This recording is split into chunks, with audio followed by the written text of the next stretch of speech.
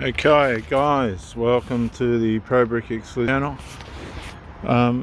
You've often probably been on a job and there's certain tolerances in bricklaying. There are certain tolerances involved, particularly in common work, and tips and tricks that you can use to push those tolerances to get the job done effectively and efficiently without compromising professionalism too much. For instance, there's tolerances in bed joints, minimum, maximum. And by the way, let me just give a shout out to Australian Brick and Block Training. Give Dean Kenny a call. You'll find him on Facebook, and we also advertise him on the ProBrick Exclusive Facebook page. Australia Brick and Block Training with Dean Kenny.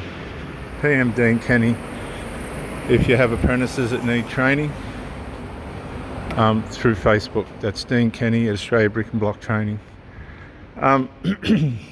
And tolerances can be thrown at you when somebody complains about a wall. There's certain tolerances that you can push that will allow you to say, no, that's standard. There's certain tolerances with the amount of cement, oxide and other things that you add to the strength or weakness of the mortar. And tolerance is a big thing, and we get challenged, g'day buddy, with things in life that cause us to have to bring in our tolerances, particularly if you're in a relationship. And here we go again, relationships, and you're doing everything you can to try and make it work, and there's something that's just not going to be put in order. So you go, I'll give this a go, I'll apply tolerance, and what happens is your tolerance can begin to be pushed. See, even tolerance has limits, and all of us want to exercise tolerance and fairness, patience, perseverance, forbearance, and these other value system attributes, but they will be pushed. Now, it comes down to two things. It comes down to the person that you're with, its value, to not put you in a position where your tolerance begins to deplete. Because a lot of relationship breakdowns occur because of an aggravation, one way or another, that wasn't there initially, but obviously has developed or surfaced throughout the duration of the relationship. G'day buddy, how you doing? Good? Good on you. You too, man. Have a great day. Good. And this is the hard part. You see the other person trying, you see the other person wants to be in it, and then as the issue or the problem begins to press on tolerance, and they're aware of this, like a lot of people will wing your tolerance until there's none left and you crack, and we're all fucking human. I'm guilty of this myself. And you crack and you've tried everything you can and you give in and you go, well, we may as well stop here. And that's just evidence that if it was a solvable problem, listen very carefully, if it was a solvable problem, there's a big load of steel. If it was a solvable problem and the partner or the person you're in the relationship really just didn't want to face it or deal with it, then their value for the problem, right, no matter what duress it might have caused them or what fear they had towards it, all those negative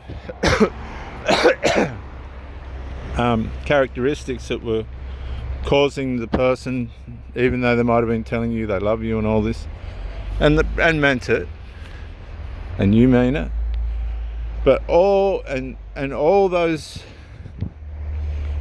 undeveloped characteristics that have caused your tolerance to be worn out as hard as you've tried to love that person. A lot of women suffer this with men that drink. Please drink less. Please don't get pissed. Please don't get stoned. Please don't take drugs. Please. And what they're actually saying is, my tolerance towards this is starting to wear. And so you'll meet women and they'll tell you how bad their fucking ex was or how bad their fucking husband was, but they don't tell you how bad they were. And that's the blindsidedness of the whole thing. And that's what's going to test your tolerance when things start to surface that you've gone, oh, hang on, like, really? This wasn't part of it. You have two choices. You apply tolerance, understanding, allow time to try and fix things, a certain amount of time, mind you, not too much fucking time, because some things aren't going to fix. It's as simple as that. Or you push the limits and you break the see, when you're on a job and the tolerances are crossed, they defect the work. Okay, you've pushed it too far. You've been negligent too far. When you're in a relationship and the person's pushing your tolerance to the point of you having a fucking breakdown or a brain snap or one thing or the other, you've been pushed too far. You've allowed that person to, and you shouldn't be in that position. Now, you've obviously tried to show love and commitment and staying power under circumstances that are not favourable and shouldn't really be there.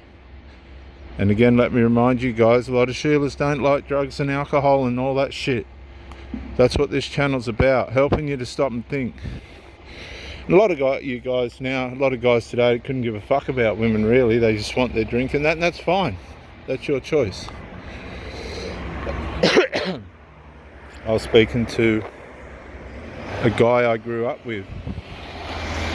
Travelled Australia, knows Australia like the back of his hand. Danny. Shout out Danny. Danny Romain. Fuck, he had a gift with the girls when we were young. We all did, but Danny just had this charisma about him. Very handsome guy, and oh gee, he had a good time with the girls. Spoke to him last night and he said he's at the point in his life where none of that matters anymore, and he travels with his work, big money. He said, I'll go anywhere in the country, and he does. He means what he says, and he does. He's not codependent on anybody. He's probably had too many letdowns and probably caused a lot of letdowns as well. You know, it's 50-50. So let's look at it for a second. Let's rationale for a second from my personal life. You never approach a relationship as one better than the other. You come into bat and you want to be as kind and as loving and as caring as you can be, okay? And as exciting and naughty and all that other shit on the other side of it as well, to keep things as exciting. And if something comes up, you'll talk about it and you'll discuss it and you'll decide what's going to happen. Now, a lot of people don't know what boundaries are, and if they do, they don't apply them too often, more often than not, where they should.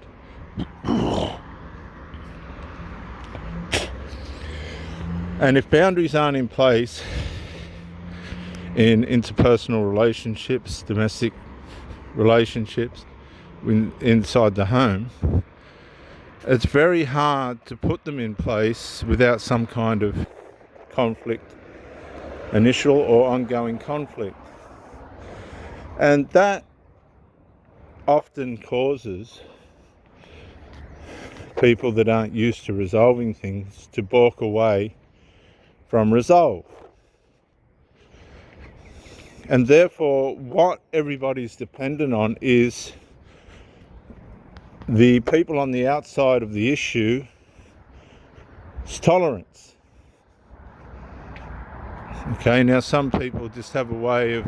I remember, for example, my ex-wife used to work as a carer in the disabled industry, and there was a person stealing from one of the disabled people, which is professional misconduct crime fucking 101. And I said to her, well, you need to report this person absolutely immediately, and she just would not fucking do it. We were at King Cumber McDonald's getting a fucking cheeseburger, and I threw the gherkin out the window, and there was this woman walking across the park, or this grassy area, to the pub. Looked like she was pissed, and it was the woman that was stealing. And I said, have you reported her yet? Oh, no. And I said, hang on a sec, why? She's stealing from a disabled person. Like, and I'm not talking minor, concerning. No. Sister comes over a week later. Subject comes up. Have you reported that person yet? No. And I started to think, fuck, what's going on here? Like, why would you not report that person?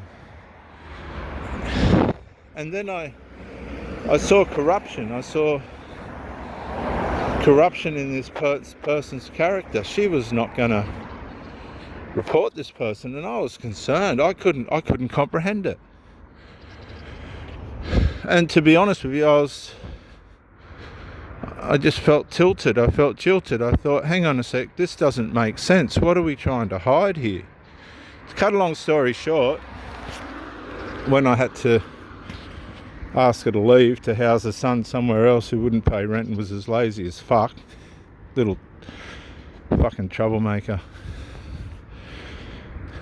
and we did the accounts because there was going to be a fucking payout. You see, when you marry, you let the government come into your business, and if the woman fucks up, you will pay a severance. She won't, you will. Fucking. And it's daylight robbery. Because, again, you're paying for somebody else's character flaw, somebody else's decision not to follow through with their fucking vows. So I don't know why a lot of these people get married anyway. Somebody's going to wear it. So, turns out, she was stealing from the bank account. I didn't have a clue. I was too busy working and trying to turn things over to keep the household going.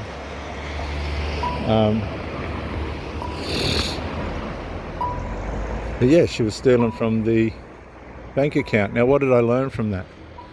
I'll tell you what I learned from that. People that don't want to resolve the issues are usually people that have the same issues themselves. People that don't want to resolve the issues are usually people that have the same issues themselves. And so you look at a lot of these women that are married, right, and they complain about their husband drinking, but they stay with him for 10 or 20 years. You got to stop and think, she's not a fucking victim. Oh no, she had issues herself, and she used that drinking problem to benefit her issues. She might have liked drama, she might have liked abuse, she might have liked neglect, she might have liked being able to be the mother of somebody that drinks. She might like to, you know, come home with the beer, make her have a sense of belonging. There's all different dynamics that and dysfunctions that go along with these women that stay in unhappy marriages. It's not a matter of faithfulness and fucking all that. Oh no, there's a lot more going on than that. A lot of Sheilas will let him drink while they take drugs. And it's just a toxic cocktail of fucking nobody's going anywhere. They end up with nothing.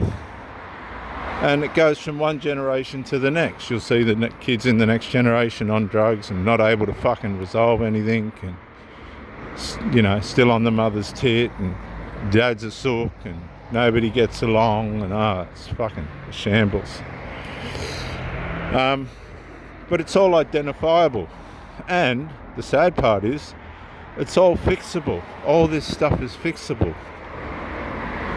but some people just don't want to fix it, and that'll come down to your tolerance. How much tolerance have you got once these things surface? And it's up to you to try and navigate your way through it or your way out of it. Tolerance is a big thing, guys. It's not a little thing. Particularly when you're training apprentices, you need to have a lot of tolerance. Why? Because they make mistakes. They don't think sometimes when they should be. See, are you going to tolerate a drug addict apprentice? I'm fucking not. You're not getting near me if you drink and smoke. You're just fucking not. And you're not coming on with me either if you play football and shit like that, because I'm not going to fuck around while you're injured. You can go back to football when you finish your apprenticeship, but I don't do apprenticeships anymore. I don't want to. I'm at the end of my career. I don't get enough work anyway for the guys in the first place anymore. So how important is tolerance? It's fucking mightily important, particularly not with, and what about tolerance of yourself? How far are you going to let yourself bend out of where you should be before you become intolerable, before I become intolerable? You know, when somebody makes me angry, it better be for a good fucking reason, or I'm out. And just lately, you know, you build wonderful things with people that come into your life, and the next thing there's fucking some silly outside or inside fucking influence that's just intolerable. So what do you got to do? You've either got to try and work it out, which I've tried and it doesn't work. A lot of these people are domestically culturalized to be the way they are, and it's not your problem, and they'll try and make it your problem indirectly. He's the problem. And if you are the problem, fucking you better sort it out. I mean, we're not going to be denialists either. Nobody likes a denialist. And you'll find a lot of people will just ignore the problem. Oh, it's better to ignore it. Is it? If you've got children that are out of order, or a fucking parent even that's out of order. I've seen my sons bail up their mother. It did make us stop and think. Who was out of order, and she fucking bailed them up too at different times when they were out of order. In fact, she's fucking laid into them when they were out of order. I got to give her credit for that. Stepping up to those boys and pulling them into fucking line. I'll give her that. Because I've seen female parents that are fucking scared of their children. I don't know what they're fucking scared of. If a child ever lays a hand on you, you call the police. Because these days, if you try and chastise your children, they fucking call the police.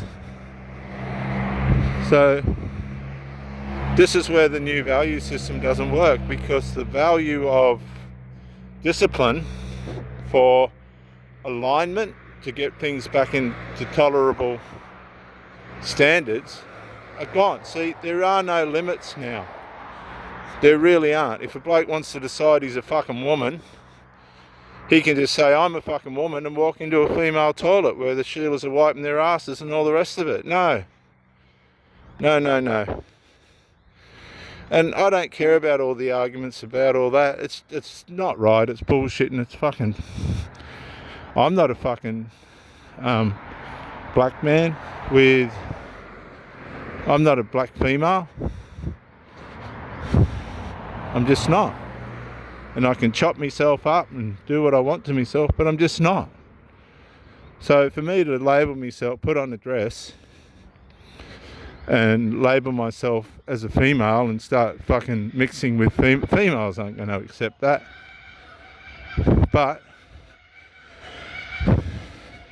through tolerance of that, the origins of that, look where it's got them.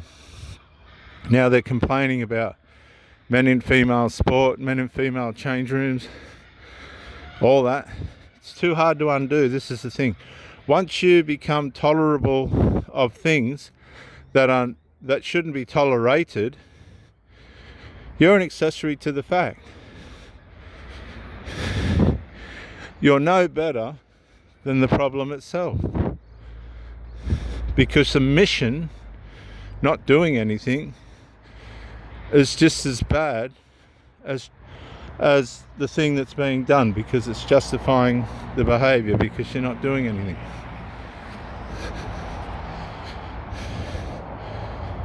So if you're having a piss in the toilet, right, a public toilet, and a Sheila comes up to you beside you that thinks she's a bloke and standing up pissing with a vagina, then,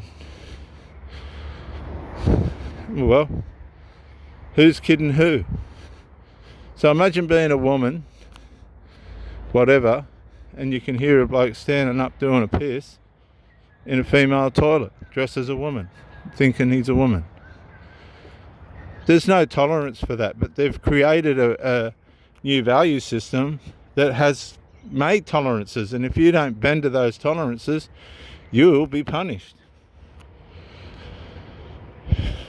That's why value systems need to be upheld and protected, and you know, all this stuff about the voice in the Constitution, all the stuff they're trying to change in the Constitution has already been happening in Parliament for years and years and years. They don't need to change the fucking Constitution to make that happen. But they will.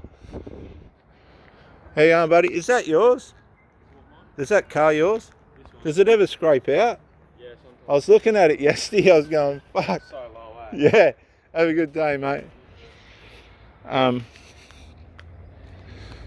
You know, so you've got to ask yourself, let's come back to what you've got to ask yourself. Are you tolerable? You start there. What things am I doing to the people around me and to myself? Like, let's be real. That just aren't tolerable. Am I late? Am I always 5 minutes late instead of half an hour early? Are my tools clean? Is my toolbox in order? Am I presenting myself in a healthy masculine frame? Or am I in a position where I can be criticised for not being the man and the person that I should be? See, tolerance is about how you're going to represent yourself in front of people that depend on you. That's what it is. And here at Pro Bricky Exclusive, we're asking you and we're encouraging you to be the best representation of yourself that you can be, and to do the work to make that possible. This is Pro Bricky on the Pro Bricky Exclusive YouTube channel, also known as Dr. J.W. Morrison, Theologist. Bye for now.